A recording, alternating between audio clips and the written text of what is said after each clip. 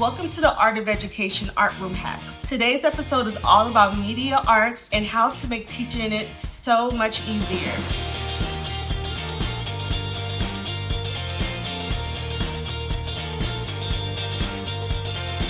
Hey art teachers, I'm Chay Ross and I'm a high school teacher in LA. Let's break down the difference between digital art, graphic design, and media art so we can better guide you and your students. Digital art is all about creative expression using digital tools, digital paintings, concept art, and character design. It focuses on personal creativity rather than function. Graphic design is about communicating a message visually, like logos, posters, and social media graphics, and it's more about problem solving and design structure. It's been around long before computers, the internet, and digital tools, with early examples seen in printmaking, typography, and hand-drawn advertisements. Media arts combine visual, audio, and interactive elements to tell a story, like short films, animation, and podcasts. It focuses on narrative and production, UX or UI, user-friendly apps, and websites. Photography captures and edits still images, while motion graphics create animated content for video and marketing. This hack saves time, increases flexibility, and helps you avoid costly mistakes. Whether you're refining a design or prepping for a file for export, mastering, merging, and duplicating layers will keep your projects running smoothly from start to finish. Tired of dealing with the chaotic mess of layers in your project? How many times have your students come and run up to you, panic because their computer crashed, they accidentally deleted their project, or they just lost hours of work? Merging and duplicating layers is a game changer for staying organized and working more efficiently. Plus, students often get stuck or nervous when it comes to experimenting. Duplicating layers take the pressure off, allowing them to try new ideas without the fear of messing up their original artwork. Merging layers keep your files clean and reduces file size, which means faster load times and fewer crashes, especially with complex designs. It also streamlines your workflow by letting you adjust multiple elements as a single unit, making edits quicker and more precise. Once you're ready to lock in your final changes, merging prevents accidental adjustments and make your files more compatible for export and collaboration. Struggling to keep your patterns and spacing consistent? Window D or Command D on a Mac is the ultimate shortcut for maintaining even spacing and creating perfect patterns. After you create your first element and position it, just hit Window/Command D to duplicate it with the same distance and alignment. Students often struggle with getting precise spacing, which can make their design look uneven. This hack takes the pressure off by automating the process, allowing students to focus more on creativity rather than manual adjustments. It's perfect for creating grids, patterns, and evenly spaced designs. Quick, precise, and stress-free. Ever had a student take 5 minutes just to find the right tool? Yeah, same. Are you tired of students asking you the same shortcut keys over and over? Here's an easy fix. Keyboard cheat sheets. A quick reference key shortcut saves time, boosts confidence, and keeps students focused on their design rather than searching for tools. It's a small change that makes a big impact. Here's how to make one. Open up your program, go to the help menu, search for the keyboard shortcuts, take a screenshot or note the most used shortcuts, create a cheat sheet in a word processor, print it out for students to use at their stations. You can also find pre-made ones online. These cheat sheets put most used shortcuts right in front of the students, cutting down wasted time and boosting efficiency. No more digging through menus, just a quick glance and boom, they're back creating. For a tech-friendly twist,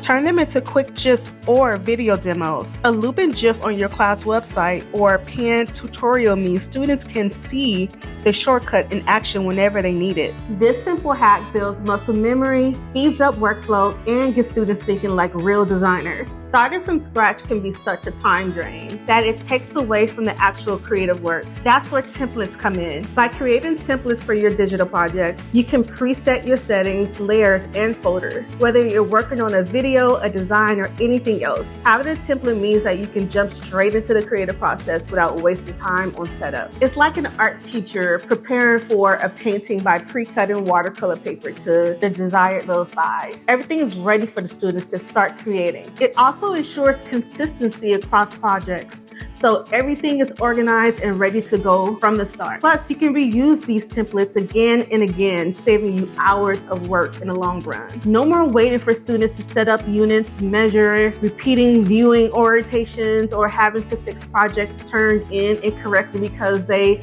missed a step. It also ensures consistency across projects, so everything is organized and ready to go right from the start. Plus, you can reuse these templates again and again, saving you hours in the long run. Video editing and media arts are my favorite mediums because they provide an engaging way to teach real-world skills that are both high in demand and highly relevant for students. It's also a diverse and transferable skill that can be incorporated into virtually any subject. Students can create historical documentaries, science explainers, or visual essays building on collaboration and communication skills as they take on roles like director, editor, and scriptwriter. Video editing boosts confidence, presentation skills, and helps students build a professional digital portfolio for college or job opportunities. If you're looking to sharpen your digital skills and build a portfolio, enroll in digital illustration, visual storytelling, or studio graphic design. Both courses are 100% remote and will equip you with skills to grow your own creative practices, as well as provide strategies to bring these experiences to your students. Check out the link below.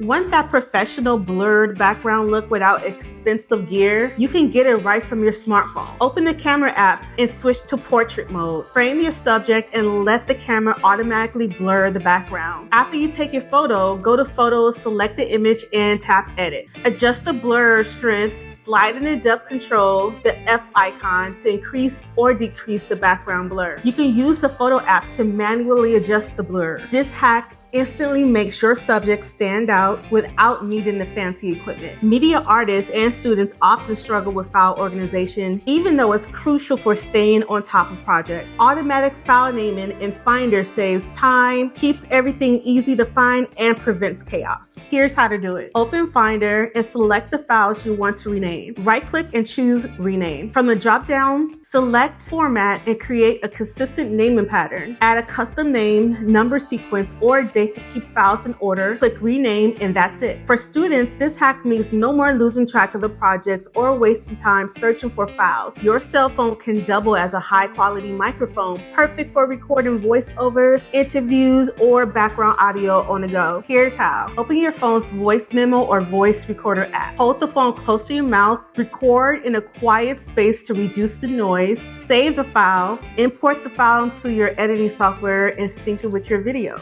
A media arts lesson that students of all ages love is to narrate a comic strip. Students will record a voiceover for each text bubble in a 6 to 8 panel comic strip. This lesson gets students familiar with voiceovers, boosts visual literacy, and communication skills. All you need is a cell phone to use as your microphone. Here's some tweaks to make it work really well for younger artists. Be sure to keep the script simple. Just add in a few words or sentences per panel will do. After that, go ahead and record one panel at a time. This will make it easier. Help them out with the recording. And lastly, encourage expression. Students can use fun voices and add sound effects. Now, this is one of my favorite hacks. Creating a custom color palette from an image helps students develop a strong sense of color harmony, and it makes it easier to create a cohesive design. Just upload an image into a color picker tool, and it will extract the main colors, reducing them to a simple foundational palette. You can also use simple filters in photo editing software to break down the image down to further blocks of color, making it easier to identify key shades. It's perfect for creating mood boards, posters, digital projects, and it helps students understand how color combinations work and help them have a quick reference point when they're stuck. If you enjoyed these media art hacks, give this video a like and share your best hacks in the comments below. Stay tuned. The next episode is the last one, so you won't want to miss it. It's all about printmaking.